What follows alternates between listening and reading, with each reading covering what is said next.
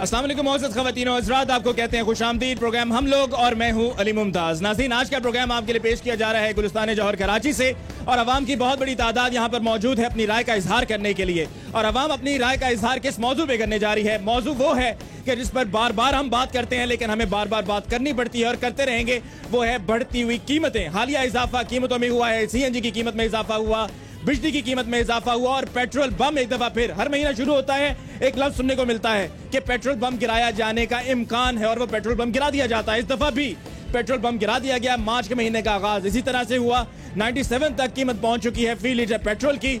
और जहां तक बात है CNG की, तो CNG में 23% इजाफा हुआ है, बिजली में 39% इजाफा हुआ है। और रीजन में जो और ममालिक हैं, इंडिया और बांग्लादेश, वहां पर CNG कीमतें पाकिस्तान से कम है। तो हमारे यहाँ हमारे ही मुंतखब नुमाइंदे, हमारे ही हुक्मरान अवाम पर ये क्यों बार बार बिजली का बम, पेट्रोल का बम गिरा रहे हैं? क्योंकि जब ये सब कीमतों में इजाफा होता है, यकीनन सफर करना महंगा हो जाएगा, बसों को किरायों में इजाफा हो जाएगा, बाजार में कुछ चीज लेने के लिए जाएंगे वो भी महंगी मिलेगी। तो अवाम कुछ अरसे तक तो बर्दाश्त कर सकती है, लेकिन कब तक ये बर्दाश्त चलती रहेगी? दूसरी तरफ पाकिस्तान पीपल्स पार्टी का ये कहना है कि जो भी हालिया ज़िमनी इंतखाबात हुए, उन ज़िमनी इंतखाबात में एक दफा फिर अवाम ने एतमाद शो किया है और अवाम ने साबित किया है कि अवाम का एक दफा फिर पाकिस्तान पीपल्स पार्टी पर ही कॉन्फिडेंस है।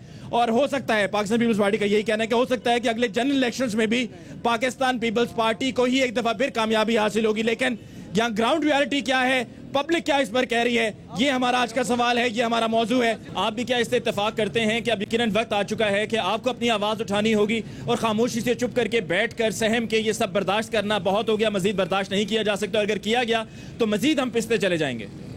देखें, जो जिन इश्यूज़ पे आज आपने बात की है, इन इश्यूज़ पे बात तो बहरहाल बहुत अरसे से हो रही है, लेकिन इसके मुतालिक मैं सिर्फ इतनी सी बात अर्ज करूँगा कि वो कहते हैं ना कि अजब रस्म चली है चारा गरों की महफिल में, अजब रस्म चली है चारा गरों की महफिल में, लगाकर जख्म नमक से मसाज करते हैं, गरीबे शहर तरसता है एक निवाले को, और अमीर शहर के कुत्ते भी राज करते हैं। ये पाकिस्तान में जब तक जागीरदाराना निज़ाम है, पाकिस्तान में जब तक जागीरदाराना, वडेराना, मौरूसी सियासत और सरमायादारा निज़ाम और इसके बलबूते पे पलने वाली करप्ट ब्यूरोक्रेसी पर मुश्तमिल निज़ाम है, एक आम आदमी को इंसाफ नहीं मिल सकता। अगर हम चाहते हैं कि एक आम आदमी को इंसाफ मिले तो हमें इनको ऐवान से उठा के बाहर फेंकना पड़ेगा।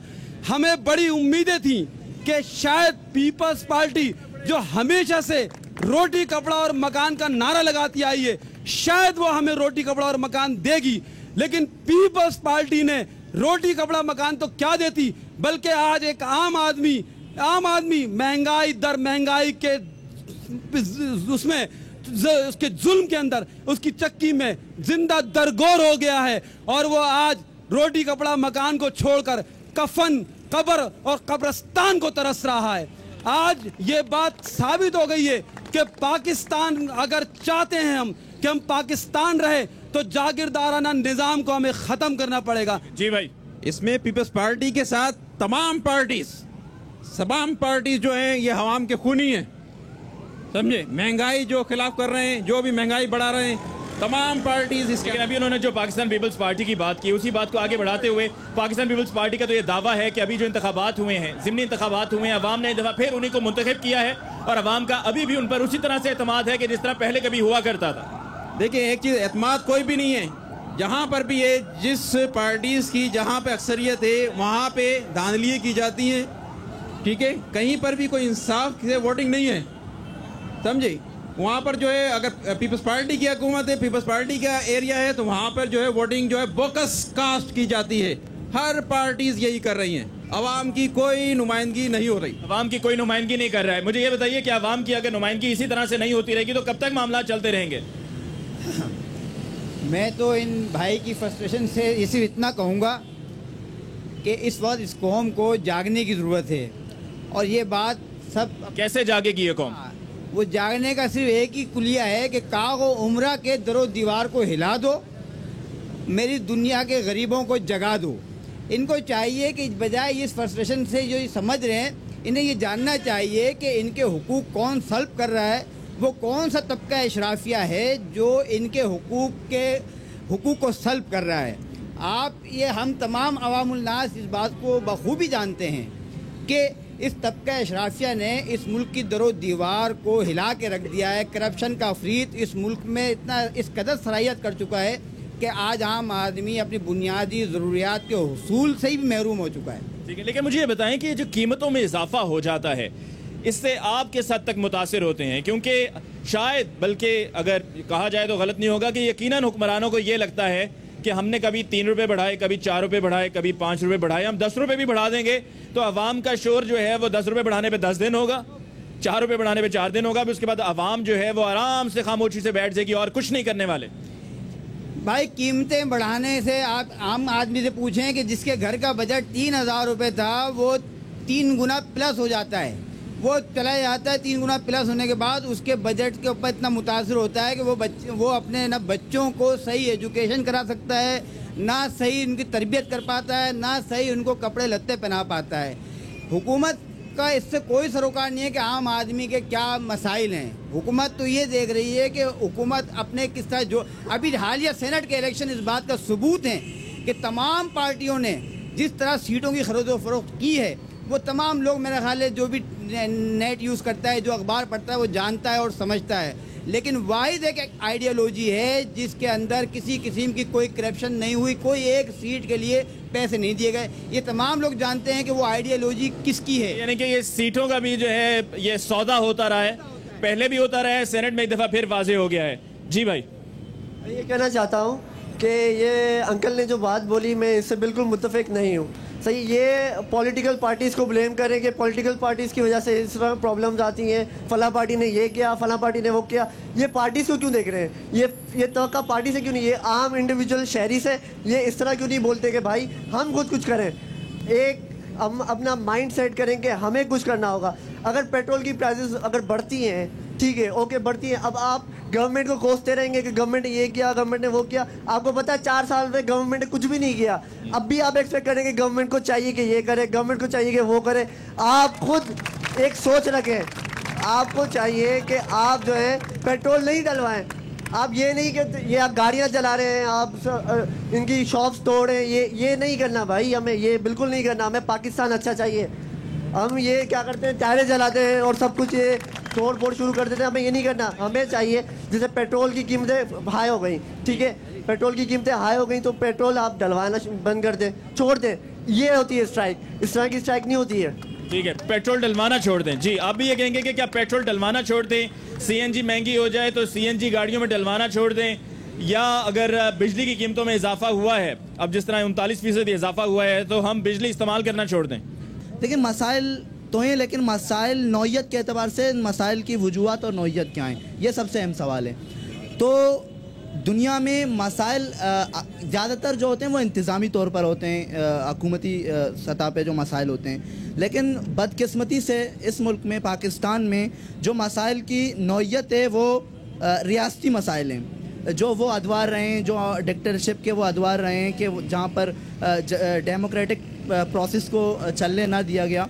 तो ये वो वजूहत हैं जिसकी बिना पर आज जो है पेट्रोलियम मसनूआत, बिजली की कीमतों या दूसरे मसाइल, देखिए इंटरनल। यानी कि आप क्या ये कहने की कोशिश कर रहे हैं कि यहाँ पर चूंकि डेमोक्रेसी को नहीं चलने दिया गया, माजी में हमेशा आमिराना दौर रहा है, तो इस वजह से आज के हमारे जो मसाइल हैं उसकी वजह ये है? देखिए, ये फैक्टर है। लेकिन देखिए, डेमोक्रेटिक, हम इंडिया की मिसाल ले लें, इंडिया हमारे पड़ोसी मुल्क। लेकिन अभी आपने डेमोक्रेसी की बात की है, इंडिया की आप मिसाल देने लगे हैं कि जी वहाँ पे भी डेमोक्रेसी है, हमारे यहाँ भी गुज़श्ता 4 साल से डेमोक्रेसी है। लेकिन यहाँ पर अब तक जितने भी लोगों से बात हुई है, जिनसे सबसे पहले बात हुई, उन्होंने भी लफ्ज़ इस्तेमाल किया कि जी 4 साल से हुकूमत ने क्या किया। फिर किसी ने यहाँ भी कहा हुकूमत ने हमें कुछ नहीं दिया है। फिर आगे बात करते हुए सेनेट के इंतखाबात की बात हुई, ज़िमनी इंतखाबात की बात हुई। तो फिर क्या हमें इस तरह की जमहूरियत चाहिए कि अगर ये जमहूरियत है और 4 साल से हम इंतजार कर रहे हैं कि जमहूरियत आ चुकी है, अब जमहूरियत अपना काम करके दिखाए, तो फिर और कितने साल हमें जमहूरियत को देने होंगे कि जमहूरियत हमें वो दे जो कि हम जमहूरियत से एक्सपेक्ट करते हैं? हम आज जो नौजवान नस्ल और वो बाशऊर स्टूडेंट, मैं अपनी बात करूँ, जो मैं सोचता हूँ, जिसका इजहार कर रहा हूँ, कि हम कंफ्यूज हैं, बुनियादी मसाइल में कंफ्यूज हैं। ये तो एक वक्ती मसाइल है ना कि पेट्रोलियम कीमतों में इजाफा हुआ, ये हुआ, वो, ये तो वक्ती मसाइल है ना कि हम बुनियादी तौर पर कंफ्यूज हैं कि हमारा ये वक्ती मसाइल हैं और हम कंफ्यूज हैं। जी, क्या ये वक्ती मसाइल हैं और हम कंफ्यूज हैं?